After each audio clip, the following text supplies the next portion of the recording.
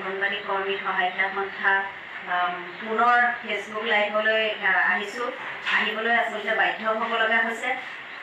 যোৱাকালি আমাক বাজেটত 10 মাৰ্চৰ দিনা আমাক বাজেটত ঘোষণা কৰিলে আমাৰ মাননি বৃদ্ধিৰ।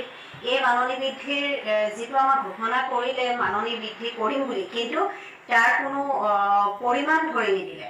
আচলতে আমি ভাবিছিলোঁ, এইবাৰ বহু আশা কৰি আছিলোঁ, এইবাৰ বাজেটত আমাৰ অংগনবাড়ীসকলৰ ওপৰত কিবা এটা ভাল বিবেচনা কৰি আমাৰ ভাল মাননি বৃদ্ধিৰ এটা ব্যৱস্থা কৰিব। কিন্তু ব্যৱস্থাটো ঠিকেই কৰিলে, কিন্তু পৰিমাণটো ঘোষণা নকৰিলে। তাৰ বাবে আজি আমাৰ অসমৰ গোটেই অংগনবাড়ী কৰ্মী সহায়িকা চিন্তিত হৈ পৰিছে।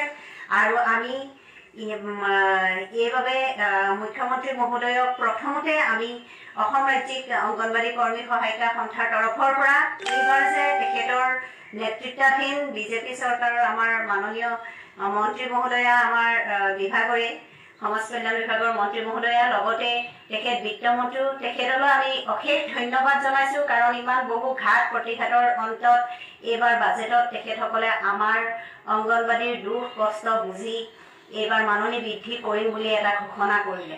তাৰ বাবে তেখেতসকলক আমি অশেষ ধন্যবাদ জ্ঞাপন কৰিছোঁ। কিন্তু তাৰ মাজতো আমাৰ অকণমান দুখ থাকি গ'ল যে আমাৰ মাননি বৃদ্ধি কিমান হ'ব আমি সেইটো এতিয়ালৈকে গম পোৱা নাই। আৰু সেই হিচাপে আমি আজি মাননীয় সঞ্চালক মহোদয়ৰ ওচৰলৈও আহিলোঁ আৰু আহি আমি তেখেতক এখন স্মাৰক পত্ৰ দিলোঁ যে আমাৰ মাননি কিমান বাঢ়িব সেইটোৰ ওপৰত আমি জানিব বিচাৰিলোঁ। আৰু অতি সোনকালে এই অধিৱেশনতে যাতে আমাৰ মাননি বৃদ্ধিৰ ঘোষণা কৰে তাৰ বাবে আমি আহ্বান জনালোঁ। আৰু লগতে 19 তাৰিখে আমাৰ বাজেট অধিৱেশন নহয়, কিন্তু আমি 19 তাৰিখে আচলতে এইবাৰ বাজেটত যদি আমাৰ 17 তাৰিখলৈকে মাননি বৃদ্ধিৰ কোনো ঘোষণা নহয়, তেতিয়াহ'লে আমি 19 তাৰিখে এটা কাৰ্যসূচী ল'ম বুলি আমি সিদ্ধান্ত লৈছিলোঁ। কিন্তু 19 তাৰিখে যিহেতু বাজেট অধিৱেশন নাই, সেইবাবে 25 তাৰিখে শেষ হ'ব আমাৰ বাজেট অধিৱেশন। এই 25 তাৰিখৰ ভিতৰত যদি আমাৰ মাননি বৃদ্ধিৰ কোনো ঘোষণা নহয়, তেতিয়াহ'লে হয়তো আমি আকৌ প্ৰতিবাদী কাৰ্যসূচী ল'বলৈ বাধ্য হ'ম। এইখিনি ক'লোঁ। আৰু মোৰ লগতে আছে আমাৰ অঞ্জলি বাইদেউ, সহ সম্পাদিকা, তেখেতেও দুআষাৰ ক'ব। হয়, নমস্কাৰ। আমাৰ গোটেই অসমৰ অংগনবাড়ী কৰ্মী সহায়িকা সন্থা বান্ধৱীসকললৈ আন্তৰিক অভিনন্দন তথা বৈপ্লৱিক অভিনন্দন জনাইছোঁ। আজি আমি অতি দুখেৰে আকৌ ফেচবুক লাইভ কৰিবলৈ আহিছোঁ, কিন্তু দুখৰ মাজতো আমাৰ এটা সুখৰ খবৰ আমি শেহতীয়াকৈ হ'লেও পাইছোঁ।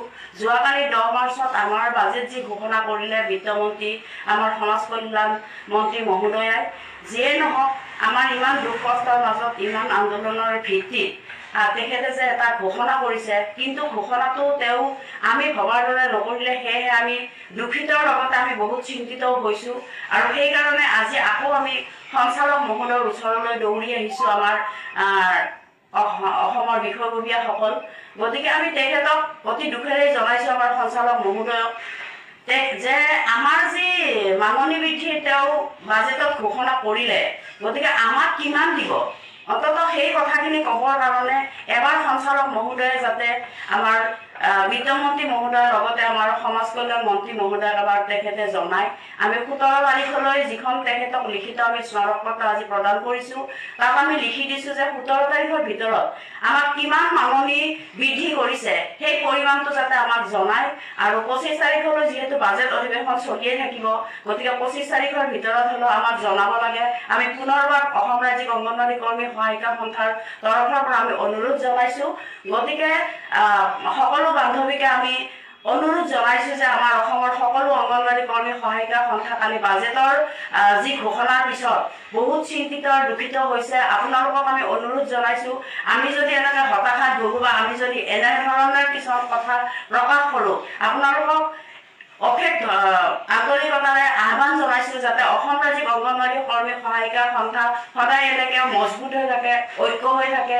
এনেধৰণৰ কিছুমান উৰা বাতৰি শুনি যাতে কোনেও ভাগি নপৰে তাৰ বাবে আপোনালোকক আমি আহ্বান জনাইছোঁ এই ফেচবুক লাইভৰ দ্বাৰাই। আৰু আমাৰ পৰৱৰ্তী কাৰ্যসূচী যাতে আমি সকলোৱে চলাই নিব পাৰোঁ। 25 তাৰিখৰ ভিতৰত যদি আমাৰ মাননি বৃদ্ধিৰ ঘোষণা অন্ততঃ আমাক কিমান দিব সেই ঘোষণা যদি তেখেতসকলে নকৰে, পৰৱৰ্তী কাৰ্যসূচী আমি কেনেদৰে আগুৱাই নিম আৰু কেনেদৰে কৰিলে ভাল হ'ব আপোনালোক সকলোৰ পৰা পৰামৰ্শ বিচাৰিছোঁ। এইখিনিয়ে মই কৈছোঁ। আপোনালোকলৈ অশেষ ধন্যবাদ জনাইছোঁ। পুনৰ অঞ্জলি বাইদেউলৈ ধন্যবাদ জনালোঁ। এইবাৰ আমাৰ উপ সভানেত্ৰী ললিতা কলিতা বাইদেউ আছে, তেখেতে দুআষাৰ বক্তব্য। আজি আমি যিহেতুকে সঞ্চালক নমস্কাৰ, আমি যিহেতুকে সঞ্চালক মহোদয়ৰ ওচৰত গৈছোঁ আৰু তেখেতে মই নাজানো বুলি কৈছে, কিমান পৰিমাণ দিব সেইটো নাজানে আৰু মিনিষ্টাৰে ঘোষণা কৰিব বুলি কৈছে বাজেটত। যিহেতুকে বাজেটত ঘোষণা এতিয়ালৈকে পৰিমাণটো ঘোষণা কৰা আমাৰ ছোৱালী চিন্তিত হৈছে কিমান দিব আমাক পৰিমাণটো। সেইটোকে সেইকাৰণে সৰ্বসাধাৰণ ছোৱালী এতিয়া ভয় খাইছে কিমান দিব কি দিব সেইটো একো বুজি পোৱা নাই। আৰু লগতে আমি যিহেতুকে বাজেট 25 তাৰিখলৈকে বোলে বাজেট আছে আৰু 25 তাৰিখৰ বাজেটত যি ঘোষণা নকৰে তাৰপিছত আমি কাৰ্যসূচী ল'বলৈ হাতত হাতাবতি বহি নাথাকোঁ, কাৰ্যসূচী ল'ম। আৰু লগতে আমি সৰ্বসাধাৰণ ছোৱালীক আমাৰ লগত সহযোগ ঐক্যবদ্ধ হৈ আমি যাতে আমাৰ ৰাজ্যিক সন্থাটোক মজবুত কৰে তাৰ বাবে মই সকলো কৰ্মী সহায়িকা বান্ধৱীসকলক, অসম ৰাজ্যিক অংগনবাড়ী কৰ্মী সহায়িকা বান্ধৱীসকলক আহ্বান জনাইছোঁ। এইখিনি কৰিম।